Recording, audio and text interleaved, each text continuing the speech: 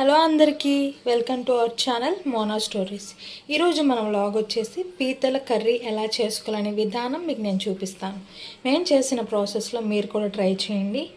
మరి వీడియో అయితే ఎండ్ వరకు చూసేయండి. ఎవరైతే మా ఛానల్ కొత్తగా చూస్తున్నారో లైక్ చేయండి, షేర్ చేయండి, సబ్స్క్రైబ్ చేయండి. ఇప్పుడైతే మన కర్రీ ఎలా చేస్తున్నామో చూసేయండి రండి.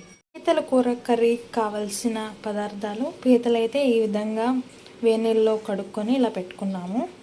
మరి వాటిలోకి 2 ఉల్లిపాయలు, 1 టమాటా, అల్లము, పచ్చిమిరపకాయలు, వెల్లుల్లిపాయలు. మళ్ళీ ప్రాసెస్ ఏంటి ఎలాగనేది స్టార్ట్ చేసేద్దాం రండి.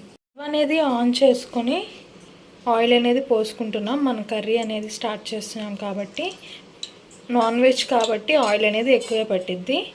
సో 2 గ్లాసులు అనేది యూజ్ చేస్తున్నాం. ఇందాక ఇంగ్రీడియంట్స్ చూపించాను కదండి, అవి ఈ విధంగా అయితే పేస్ట్ చేసుకొని పెట్టుకున్నాము. ఆయిల్ అనేది వేడెక్కాక మనం ఏదైతే నూరు పెట్టుకున్నామో మిక్సీ చేసుకున్నామో ఆ పేస్ట్ వేసేస్తున్నాము. మన ఈ పేస్ట్ అయితే పచ్చి వాసన పోయేంత వరకు వేయించుకోవాలి. పీతల ప్రాసెస్ చాలా ఈజీనే కర్రీ చేసుకోవడము. వాటిని చూసి క్లీనింగ్ ఎక్కువ ప్రాసెస్ పట్టొచ్చు, కానీ కర్రీకి మాత్రం అంత ఇబ్బంది ఉండదు.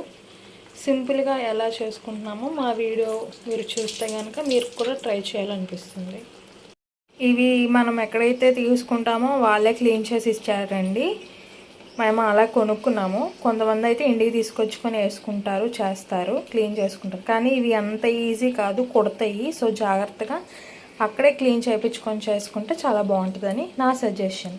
సో ఇప్పుడైతే కొంచెం సాల్ట్ అనేది యాడ్ చేసుకుంటున్నాం. అలాగే కొంచెం పసుపు కూడా యాడ్ చేస్తున్నాము. అలాగే కొంచెం కారం 2 స్పూన్స్ అంతా ఒకసారి కలుపుకొని కొంచెం సేపు పచ్చి వాసన పోయి మన నూనె ఏదైతే పైకలా వస్తే అప్పుడు మన మసాలా అనేది బాగుంటుంది. అప్పుడు వరకు కొంచెంసేపు ఆపుదాము. మూత వేసేసి ఉంచేస్తున్నాము ఒక 5 మినిట్స్. చూస్తున్నారు కదా, మన ఆయిల్ అయితే పైకి తేలింది. ఈ విధంగా అయితే మన పేస్ట్ ఈ విధంగా అయితే చేసుకోవాలి. పీతలు అనేవి ఇప్పుడు యాడ్ చేసేస్తున్నాము, ఎందుకంటే పచ్చి మసాలా అంతా కూడా వేగిపోయింది కాబట్టి డైరెక్ట్ పీతలు అనేవి యాడ్ చేసేస్తాము.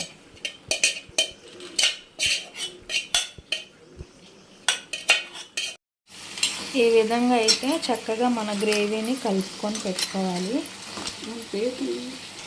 మీరు అబ్జర్వ్ చేస్తే పీతని మేము ఇలా పీత ఇలా ఉంటుంది కాబట్టి దాన్ని 2 భాగాలుగా కట్ చేసి చేసుకున్నాం. కొందరు అయితే డైరెక్ట్గా ఫుల్ ముక్క అనేది యాడ్ చేసేసుకుంటారు. అలా అంటే తినడానికి కుదరదు కాబట్టి ఇలా ఈ విధంగా అయితే చేసాము.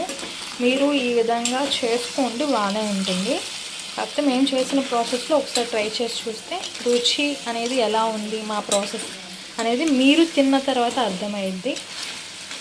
సో ఈ విధంగా అయితే కలుపుకున్నాము. గ్రేవీలోకి ముక్కలన్నీ కూడా పట్టేలాగా 1 గ్లాస్ అంత వాటర్ అనేది యాడ్ చేస్తున్నాము.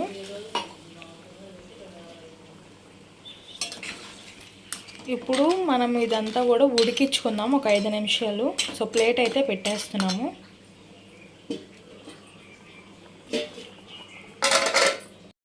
ఇది వెన్నండి. మన గ్రేవీ అనేది ఇలా ఈ విధంగా ఉడికేటప్పుడు వెన్న వేసుకుంటే చాలా రుచిగా ఉంటుంది. మీరు కావాలంటే ముందు నెయ్యి అనేది యాడ్ చేసుకోవచ్చు, బట్ ఇలా వెన్న యాడ్ చేసుకుంటే గ్రేవీ ఇలా ఉడికేటప్పుడు రుచి చాలా బాగుంటుంది. మీరు కూడా ట్రై చేయండి. స్మెల్ కూడా చాలా బాగా వస్తుంది. కొంచెంసేపు ఈ మన గ్రేవీ అనేది ఉడికేంత వరకు వేయించుకోవాలి. ఉడికించుకుందాం కొంచెంసేపు. ప్లేట్ అనేది వేసేస్తున్నాము.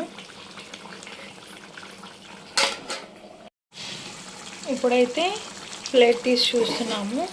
సో గ్రేవీ అనేది ఉడికింది.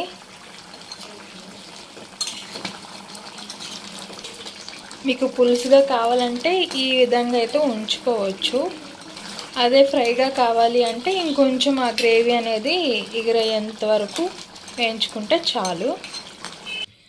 కొంచెం ఇప్పుడు ధనియాల పౌడర్ అనేది యాడ్ చేసేస్తున్నాము.